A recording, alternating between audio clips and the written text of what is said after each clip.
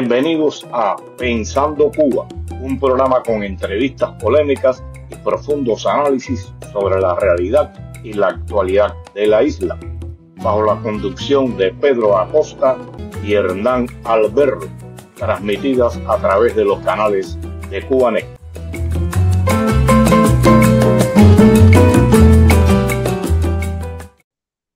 Tengan todos muy buenas tardes y bienvenidos a esta nueva emisión de Pensando Cuba. Me acompaña como siempre mi amigo y colega desde Madrid, Hernán Alberro. Acá desde Miami les habla Pedro Acosta. ¿Cómo estás, Hernán? Bien, muy bien, Pedro. Todo en orden. Bueno, antes de que me preguntes, porque yo sé que tú eres curioso, en mi viernes de denuncia, en esta semana, hablé de una comparación, un símil entre el fascismo y el castrismo. Y bueno, el otro programa que lo vean, que también tiene que ver con cómo Cuba está muriendo. Y bueno, los invito a que visiten mi canal y se suscriban en YouTube a Viernes de Denuncia.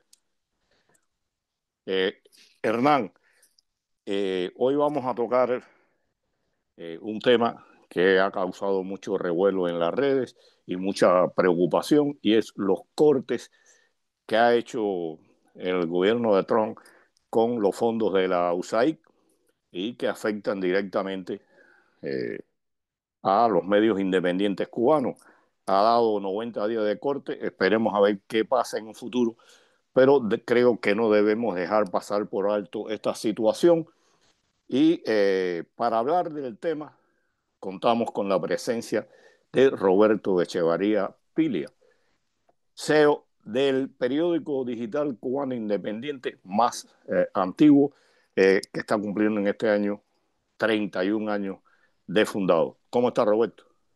Bien, Pedro, gracias. Muchas gracias por la invitación a ti y a Hernán. Es un gusto siempre estar aquí con ustedes. Gracias a ti. Antes de entrar en el tema, Hernán y yo queremos aclarar una situación, y más ahora que te tenemos acá presente. No vayan a muchos a imaginar que estamos haciendo este programa porque tú nos pagas.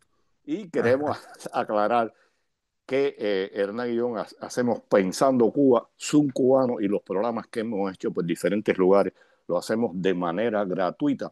Y esta yo pienso que es una pequeña contribución que hacemos nosotros, ambos, Hernán y yo, al periodismo independiente. Hernán, ¿algo que quieras decir? Sí, refrendar lo que dices. Nuestro trabajo es totalmente voluntario en este punto y está bueno aclararlo porque sé que muchos por ahí creen que nosotros cobramos por esto y demás. Con toda esta discusión, de la cual vamos a estar hablando seguramente, que tiene que ver con cómo se financian este tipo de iniciativas y organizaciones y demás. Y con tanta gente que también dice, bueno, que se financien de otra manera, que consigan fondos, que se los pague otro y cosas así, también me parecía importante y les vamos a dejar toda la información en el detalle de este programa, tanto en los diferentes canales de Cubanet como siempre, tanto en YouTube como en Twitter como en Facebook, un link para que ayuden precisamente todo el que pueda con una mínima contribución, con la contribución que pueda y que considere, a sustentar el trabajo que realiza Cubanet, que es un aporte, como decía Pedro, que ya lleva más de 30 años, eh, tratando de echar luz sobre lo que sucede en Cuba para los propios cubanos, tanto de dentro como de fuera de Cuba. Bien, antes de caer de lleno en el tema, quiero y que Roberto nos responda esta cuestión que yo voy a plantear. He oído muchos rumores en las redes de que el periodismo independiente, que los medios independientes no se oyen en Cuba y que debe dedicarse este dinero a otras funciones.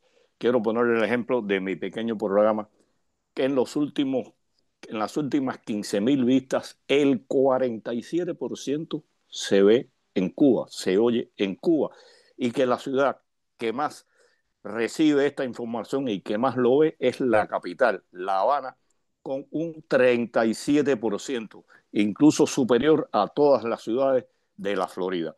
¿Cómo se refleja esto? ¿Es cierto este criterio de que nuestros medios no llegan a Cuba y que no son vistos allá?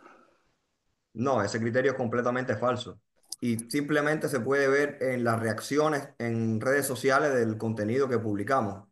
Podría hablar también de la métrica de los artículos que publicamos en el sitio web de Cubanet, cuyas estadísticas no son públicas, pero puedo comentarles que la cantidad de vistas que tienen nuestros artículos desde Cuba mensualmente está alrededor de las 600.000, que es un 60% de lo que recibimos mensualmente. Nosotros recibimos cerca de 1 millón de vistas a nuestros artículos, a nuestro contenido mensualmente. Y de ese millón, un 60% viene de Cuba. Aunque el sitio web está bloqueado por la dictadura, el régimen tiene el sitio web bloqueado, y aún así las personas buscan vía. Nosotros también promovemos el uso de VPN y usamos otros vehículos para romper la censura, pero aún así tenemos mensualmente cerca de 600.000 vistas y tenemos casi también 1 millón de usuarios que vienen que entran desde la isla de forma mensual. Entonces, es una cosa increíble. Y en redes sociales, por ejemplo, tenemos solo en Facebook 2 millones de seguidores y esos 2 millones tenemos, creo que es un 40% que viene de Cuba. Esto es mucho que nos siguen desde Cuba. Todo lo que publicamos en Facebook, ese 40% es de Cuba. Entonces, evidentemente, sí hay un interés, sí llega, la gente está interesada y consume el contenido que estamos publicando porque es un contenido serio, profesional, bien contrastado, hecho por periodistas y no censurado. Es un contenido sin censura precisamente para contrarrestar la propaganda de la dictadura. Y es lo que quiere el pueblo cubano y es lo que quieren los cubanos tanto dentro de la isla como fuera, saber la verdad, como dijo Hernán, arrojar luz sobre lo que está pasando dentro de Cuba. Es una demanda muy fuerte y nosotros tratamos de cumplirla lo mejor posible.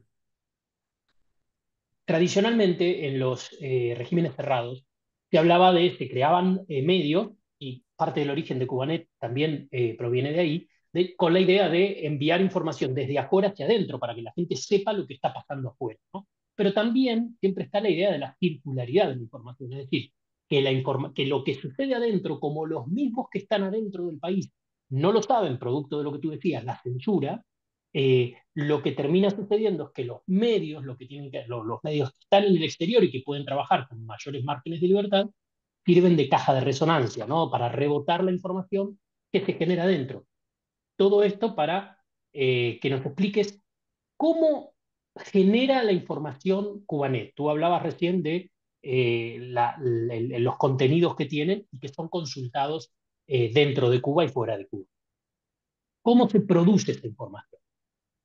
No, la información se produce de forma retroactiva o de forma circular, como tú dices. Nosotros tenemos un equipo de periodistas en Cuba que son quienes están en el terreno, son los verdaderos héroes del trabajo que hacemos nosotros porque están dentro de un contexto extremadamente adverso y hostil, pero ellos son quienes le toman el pulso a la realidad cubana a diario y saben cuáles son las problemáticas del cubano a pie, qué es lo que la dictadura está tratando de esconder o de callar o de silenciar, y son quienes en muchos casos, en la mayoría de los casos, proponen las historias, proponen las noticias o los reportajes. Y bueno, nosotros desde fuera, que somos quienes llevamos más el trabajo editorial y administrativo, debatimos y coordinamos qué historias van a ser publicadas de acuerdo a los estándares internacionales de periodismo, porque tratamos de apegarnos, entendiendo, por supuesto, el contexto cubano en el cual no se puede practicar un periodismo todo lo libre que se quisiera, pero aún así tratamos de apegarnos lo más posible a esos estándares y esa es la dinámica un poco, ¿no? Y a partir de ahí es que salen los contenidos y la gente aprecia ese rigor, que no es perfecto, por supuesto, pero es lo más riguroso posible y lo aprecia, lo consume y lo celebra. Y bueno, parte de ese trabajo, gran parte de ese trabajo se puede sustentar, por supuesto, con estas subvenciones o con estos grants que ha otorgado durante muchos años los gobiernos estadounidenses, ¿no? Bueno, dale, dale, Hernán. No, Se fue, no, espérate. no hay Déjame problema. cambiar para que entonces tú, Pedro, me hable. Ya. Mira a ver si... Háblame A ahí, a ver ver. ahora, Sí, te escucho. ¿sí? Dale, dale, Dale, Hernán, Pedro, tú. No, dale no, tú, no. Pedro. Bueno, eh,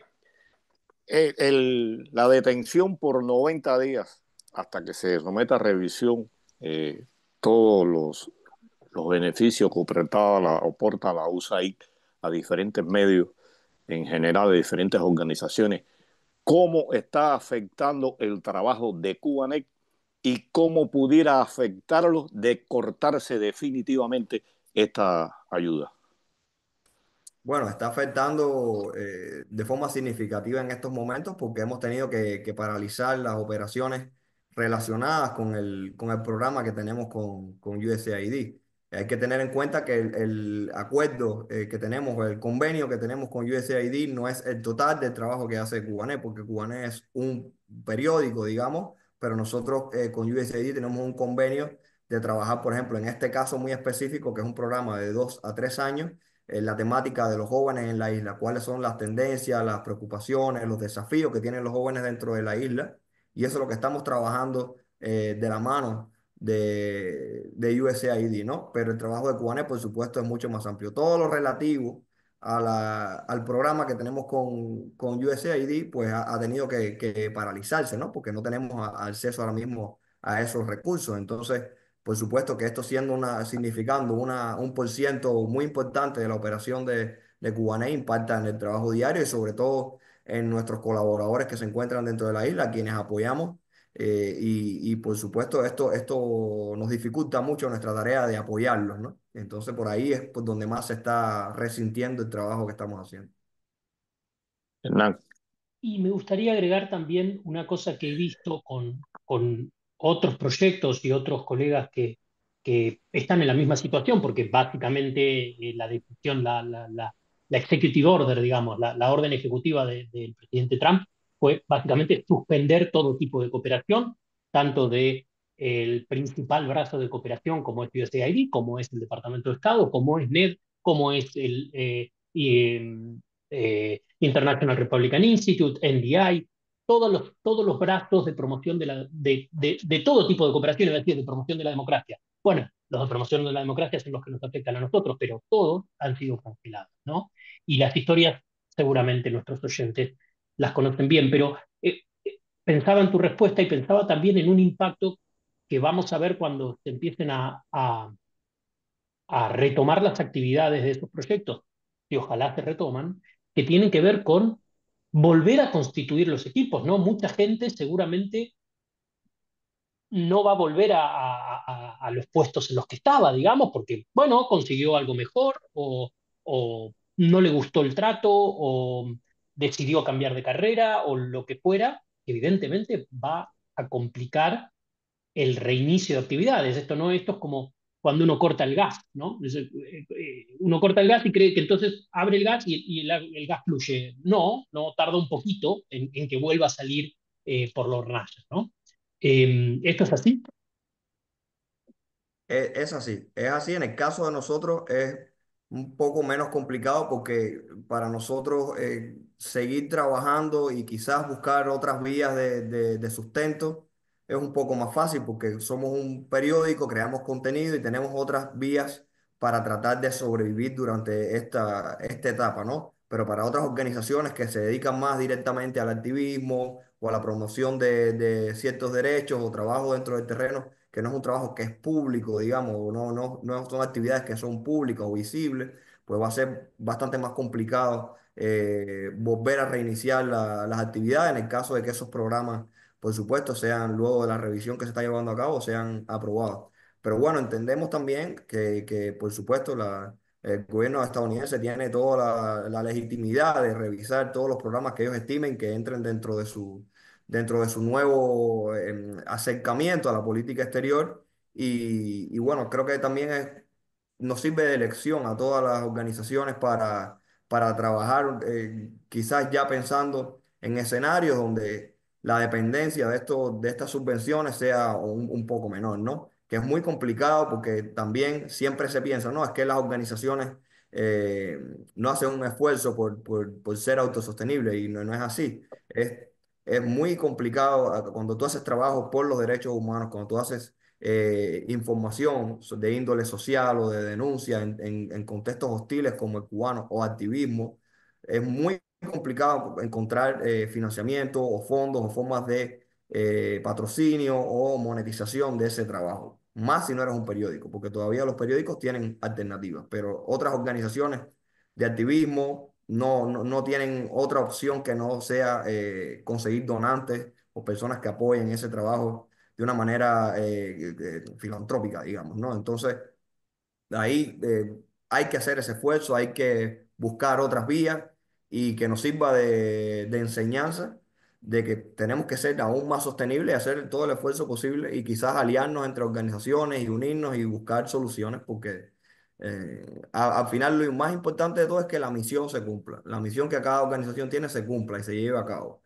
¿Cómo? Pues hay que resolverlo, pero lo más importante es que la misión se lleve a cabo, es una misión legítima, es una misión honorable, digna y muy importante, sobre todo en el mundo en que estamos viviendo y sobre todo en el momento tan crítico que está pasando nuestro país. Más que nunca la ciudadanía cubana necesita la sociedad civil independiente, más que nunca. Y entonces, contradictoriamente es cuando menos podemos trabajar, ¿no? Entonces, es bien sensible el momento.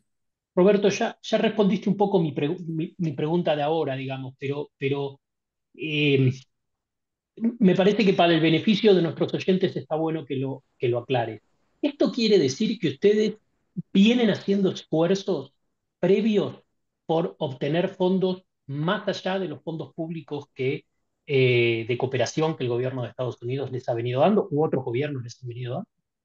Nosotros tenemos esa obligación como organización, por supuesto, y estamos haciendo esfuerzos desde siempre. Por supuesto, tenemos que seguir trabajando en ese sentido.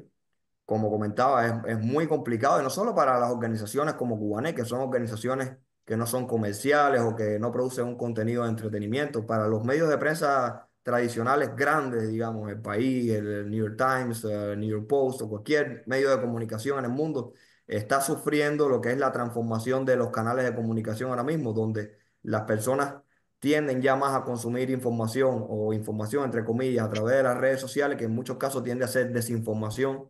eh, pero lamentablemente es un contenido mucho más digerible, mucho más fácil de disfrutar, no es un contenido crudo, o duro o desafiante como puede ser un reportaje periodístico, y entonces eso atenta, ese nuevo paradigma atenta contra el periodismo tradicional, y es un desafío reinventarnos como organización y buscar la manera de combinar, cumplir nuestra misión y a la misma vez tratar de ser autosostenibles, ¿no? De manera tal de que nosotros podamos decir, ok, hay una oportunidad, una subvención que está ofreciendo eh, un gobierno o una institución pública o quien sea, y nosotros tener la potestad de decir, sí, la vamos a usar o mira, no creemos que sea necesario, podemos nosotros mismos seguir haciendo nuestro trabajo sin necesidad de obtener esta subvención, ¿no? Creo que ese tiene que ser el objetivo para Cubané y para todas las organizaciones sin fines de lucro que trabajamos principalmente en Cuba, ¿no?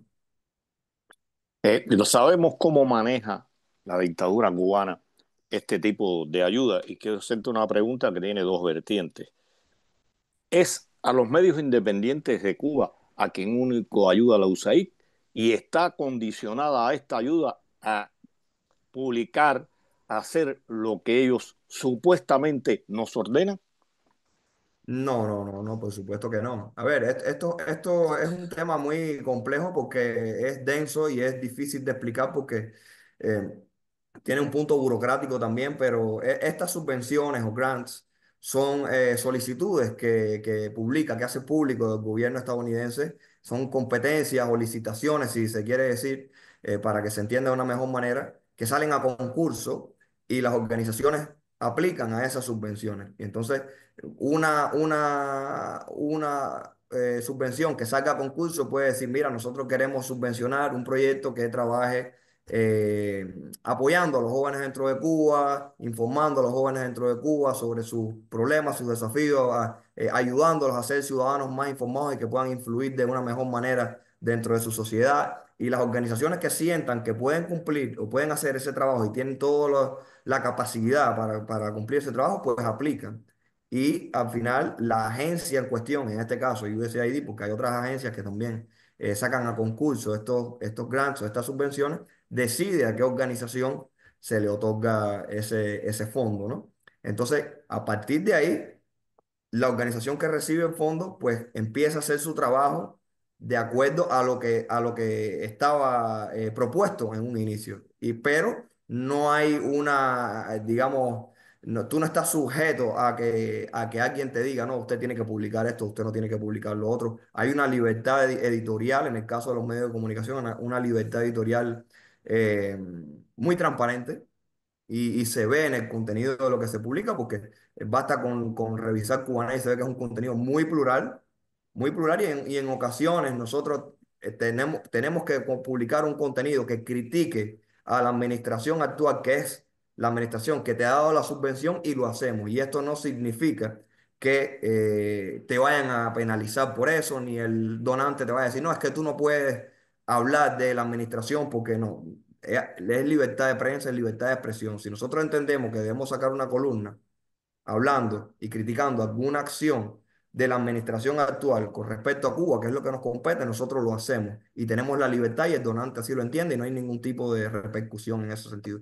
Es solo un ejemplo de la libertad editorial que tenemos nosotros y que tienen las otras organizaciones que trabajan la información y reciben este tipo de grant. No solo son medios quienes trabajan con USAID, hay otras organizaciones, como mencionaba, de activismo, de promoción de los derechos humanos, que también reciben este tipo de subvenciones y no solo las reciben de USAID, sino como mencionaba Hernán, de otras agencias, del Departamento de Estado, de NET, de IRI, de NDI y de otras organizaciones que también apoyan la promoción de los derechos humanos y la democracia en el mundo y en este caso específico en Cuba, que tan necesario es ese trabajo. Un momento antes de que Hernán dispare, como yo le digo, en apoyo a lo que tú dices, nuestro programa no está condicionado por ninguno de ustedes. Ustedes nos dieron el espacio y nosotros, Hernán y yo, escogemos el tema, buscamos a los que van a participar y jamás hemos tenido la más mínima o el más mínimo cuestionamiento de parte de ustedes. Están tratando esto mucho, aquello poco. O sea, hay libertad y eso refleja en sí el trabajo de Cubané y me imagino que en otros medios independientes también pase lo mismo. Hernán. Y pensaba, porque una de las discusiones que se ha planteado mucho a partir de esta decisión ejecutiva tiene que ver con la eficiencia, ¿no? ¿Qué tan efectivos han sido los fondos destinados por el gobierno de Estados Unidos para este tipo de iniciativas? Y quisiera que nos expliques a tu mejor entender, digamos, en qué medida los fondos que de una u otra organización en alguno u otro momento ha recibido Cubanet por parte del gobierno de Estados Unidos ha tenido impacto. Bueno, el impacto en el caso de nosotros es muy fácil de medir porque es simplemente el engagement o la reacción que hay con respecto al contenido que publicamos.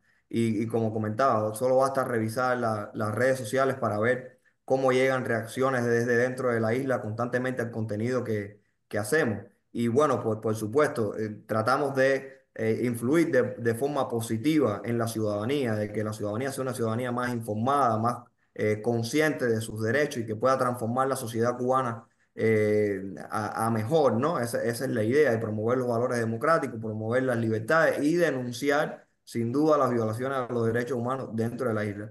Y eso lo hacemos constantemente y por supuesto, si no existieran organizaciones o el trabajo de Cubaneo, organizaciones que hacen un trabajo similar, pues el régimen tendría barra libre para reprimir, para hacer todos sus tejemanejes y todas sus trampas y sus cambalaches con otros actores internacionales. Y pues, pues por supuesto, nosotros, por ejemplo, un ejemplo muy claro del impacto fue el reportaje que publicamos en el año 2023. Hace 2 años publicamos un reportaje sobre este personaje que se llama Alfonso Larrea, que fue el famoso Mi Primero que encabezó la delegación de 70 Mi Primeros que vinieron a Miami a reunirse con empresarios acá.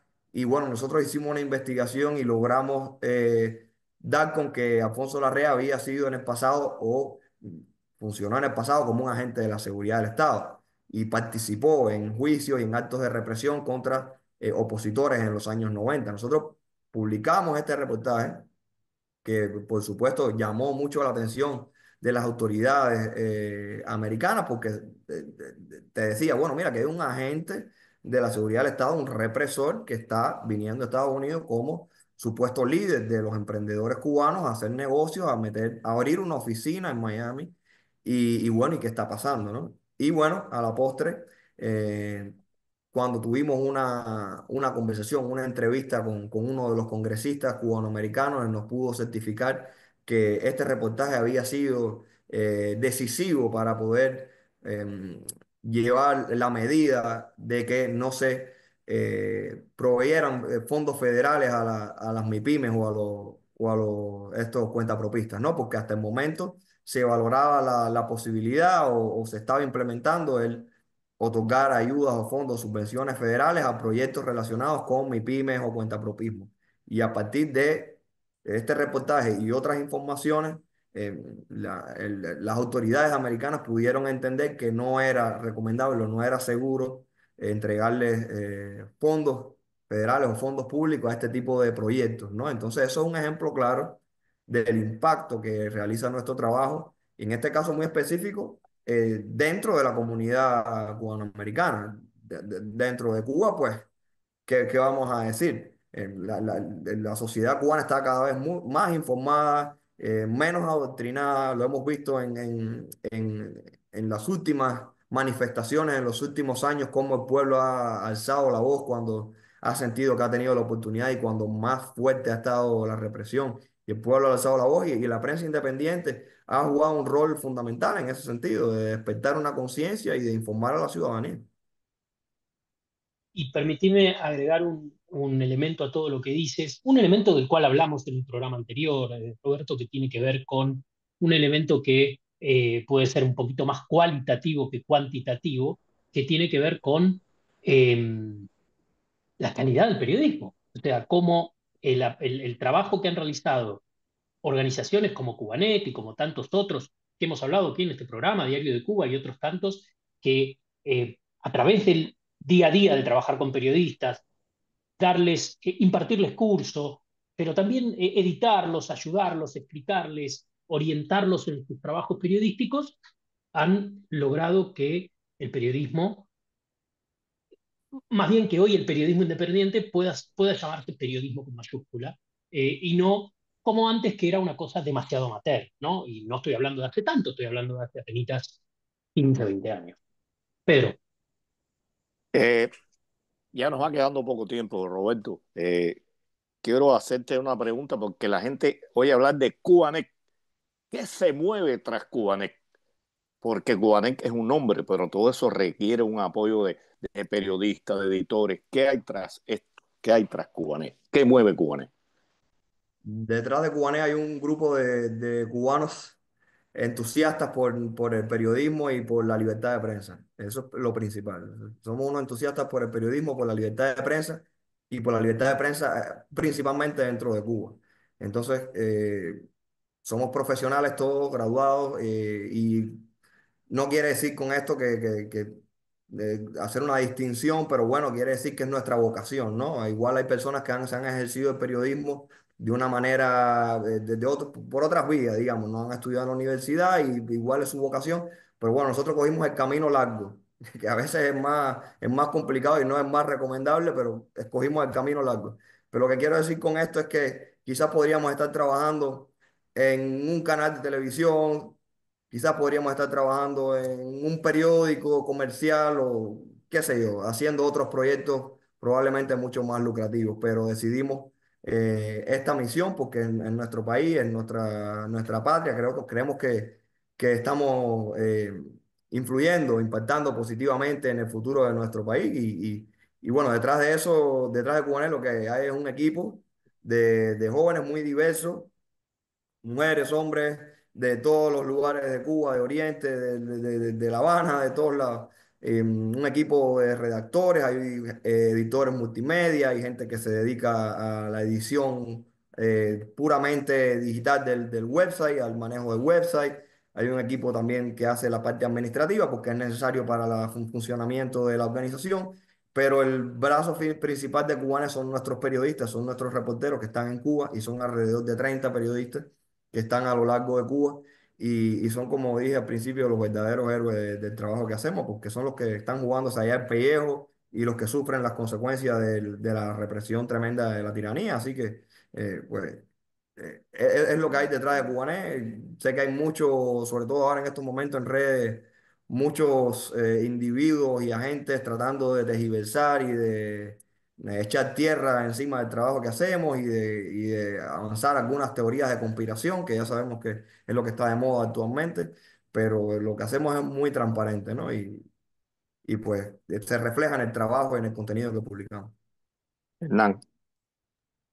Tenemos que ir cerrando, Pedro, así que Roberto, muchas gracias por esta conversación y por aclararnos algunas dudas. Espero que estos trolls que andan dando vueltas por las redes sociales y que crean estas teorías conspirativas y demás, escuchen este programa y que lleven una idea más acabada de lo que realmente es Cubanet, el impacto que realiza dentro de Cuba en pos de la democracia en la isla y, y bueno, como siempre, ¿no? Tratar de echar un poco más de luz sobre los hechos. Tú hablabas en un momento sobre el fenómeno de la desinformación, redes sociales y demás.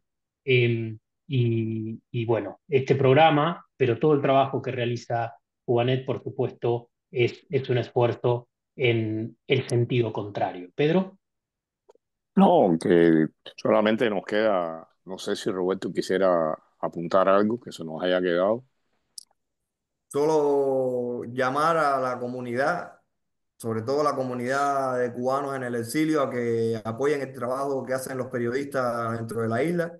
Nosotros hemos estado durante estos días promoviendo campañas de recaudación de fondos en las redes sociales y también dentro de nuestro sitio web hay ventanas donde se puede entrar y hacer un pequeño aporte. No tiene que ser nada muy grande. Creo que si somos muchos los que aportamos, el aporte puede sumar y ser significativo y que en definitivas cuentas terminará yendo principalmente para los periodistas que están en la isla y que son los que sufren más que nosotros el impacto de esta revisión que está sucediendo ahora mismo.